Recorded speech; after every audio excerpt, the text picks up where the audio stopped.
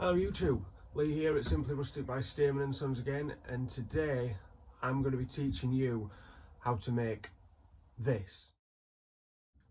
A pallet wall with the use of very basic woodworking knowledge and very basic tools. All you're going to need is a jigsaw. No, not that type of jigsaw, this type of jigsaw.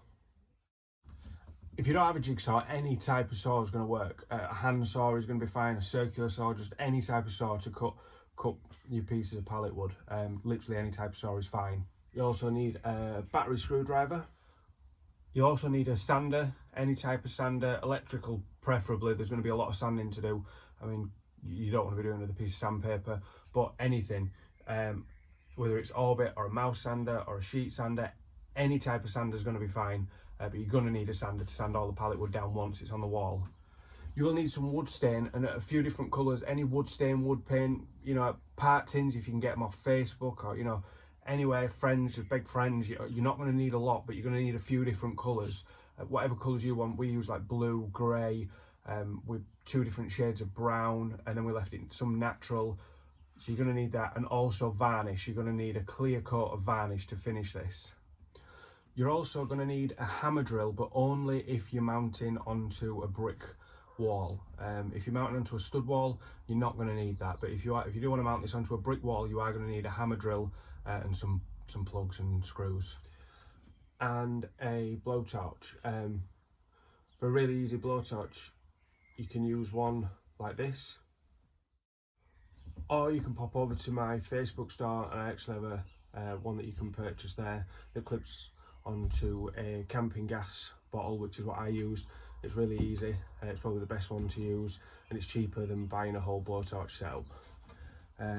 That's all you really need, other than some really basic woodworking skills. Now, if you are new to my channel, if it's the first video you've ever watched, the first thing I need to do is hit that like button. That really helps me, and subscribe. Make sure you subscribe to the channel for all future upcoming videos, and hit the bell. You need to hit the bell so you're going to be notified whenever new videos come out. If you're a master joiner and you've come here to fine-tune your wonderful carpentry skills, this is not the video for you. This is not the channel for you. You need to leave. You need to leave now. Go. Come back. Have you liked and subscribed? Right, now you can go. You leave the door. Leave the door. It's nice out today. Now that should just leave me and you guys. You guys have very basic woodworking knowledge. You want to do something cool in your house. You don't want to pay someone to come around and do it for you. You can do it yourself, but you've got a basic set of tools and you've got a very basic woodworking knowledge like me.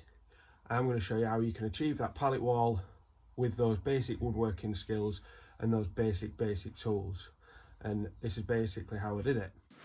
Okay, so first things first, this is where you're going to need that hammer drill. If you're mounting it onto a brick wall, what we're going to do is we're going to line the wall with just some MDF, OSB board, ply if you've got some hanging about, but preferably as cheap as possible. This is going to be completely covered, and purely just so we can mount each piece of pallet wood onto the wall as easily and as quickly as possible afterwards.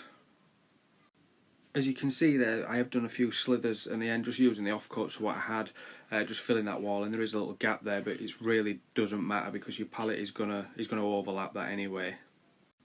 So it's time now to actually start attaching those pallet boards to the wall. For this you are going to use screws. You could use a nail gun, which would be quicker and leave a little bit of a nicer finish, but you're going to see later on in the video why it is really important for us to use screws for this. Another note is make sure before you start screwing it to the wall that you've got enough of one length and thickness of pallet wood to get all the way across the wall. You'll find different pallets of different thicknesses, and you'll see in the photos that every layer needs to make sure you've got the same thickness just to keep everything level and working. So just work your way down the wall, layer after layer after layer. Try and make a bit of a staggered effect, you know, don't be too neat. Don't overthink this. You know, you just keep working your way down, making sure that you're not doing any joints in the same place, just come down randomly down the wall. It's also important as you're working your way down, just sand the edges of each board just so you get a nice finish and they sit together nicely on the way down. It keeps it nice and level all the way. Once you've got to the bottom, Then what you need to do is actually sand the whole wall on the face. The reason we sand it on the wall is because each board is going to be a little bit thicker. You know, some boards are thinner, some boards are thicker, so you're going to get little lips and little ridges. So this way, when you're sanding, you can just tie them all together a little bit better, just give you a nice, neater finish. So it's time to start playing about with your different stains now. This took us a long time trying to work out what colours we wanted. Did we want it burnt?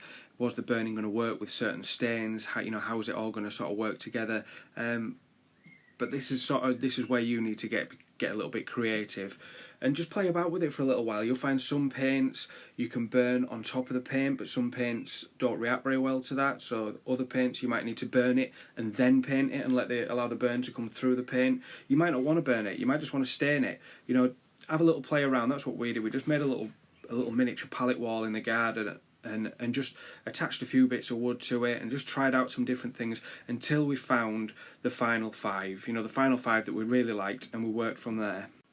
So this is where it comes in handy that we use screws rather than nails, because what we didn't want to do is do everything off the wall and then find that the only way we could put it together ended up where we ended up with big clumps of blue and big clumps of grey and big clumps of natural next to each other. So we wanted to be able to take the boards down individually. We had about 100 boards in total, so we just divided that by 5 and said, right, take 20 random boards off the wall, take them and do this with them. Then take another 20 random boards off the wall, take them and do this with them. And each time we put them back like a big jigsaw puzzle.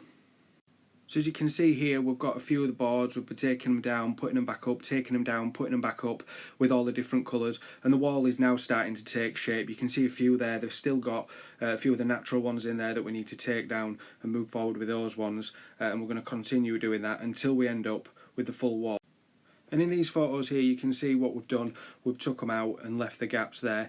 As long as you only take one colour down at a time, you're never ever going to not be able to put it back together, because each pallet piece will only fit back in one place. It's really easy to get it back together again. Just do one colour at a time, take it down, stain it, burn it, whatever you're doing with it, and then just put it back up again.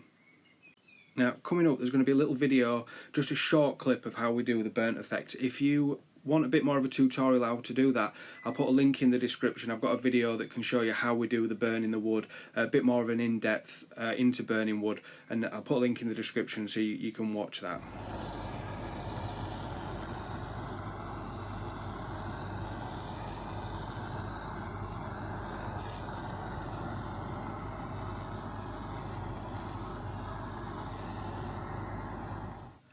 And there you are. Once it's done, you just need to put it all back together and just give it a clear coat of varnish. This is purely just to stop any soot from the burning process from transferring off when you touch the wall for any reason. If you could learn from my mistakes, there is 2 things that I would change if I did this again. Number 1 is stain the sides of the boards. We only stain the front of the boards. If you stain the sides of the boards, and also to stain or paint the backboard a dark colour. Both these are purely because over time the pallet boards are going to shrink ever so slightly, and this is just going to leave little sort of cracks and joints, and you're going to be able to see through. You're going to see the natural colour in the back, and also you're going to see the backing board ever so slightly. So just a dark colour is just really going to help with that behind it. So I hope that was clear enough for you, working through the photographs. I'm sure you can agree the end result is great, and it's a result that you can achieve with basic tools and basic woodworking knowledge. You don't need to be a master carpenter to be able to get that look. It is brilliant. I say it's time consuming. It took me a couple of days messing about with the stains and everything, but I've done a lot of that work for you, so you can get straight into this using that basic woodworking skills, basic tools that you've got, and get this brilliant looking wall, whether it be in your front room, whether it be in your kitchen, your dining room, like a spare room, a man cave. It looked great in a man cave, or a bedroom like we've done it. You can do this, and time is something that you guys are all going to have at the minute. We've all got plenty of time on our hands, so why not do it? Grab some pallets, grab your tools, and get on with it. If you've got any questions, drop them in the comments below. I'd love to hear from you. If you want anything else, you know, if you think of anything that you'd like me to show you, I'm here to help. You know, you people are just starting to get out with your basic knowledge and your basic tools like me, and you want to do something that looks well and it looks nice and it doesn't cost a lot, then if there's anything I can help with, I'm more than happy to help you.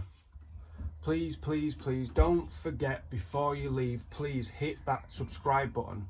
like the video, drop me a comment. It all really helps with growing this. It's a new channel. I really need you to hit that subscribe button, get the bell notification on so you can get up to date with my new videos that I'll be bringing out.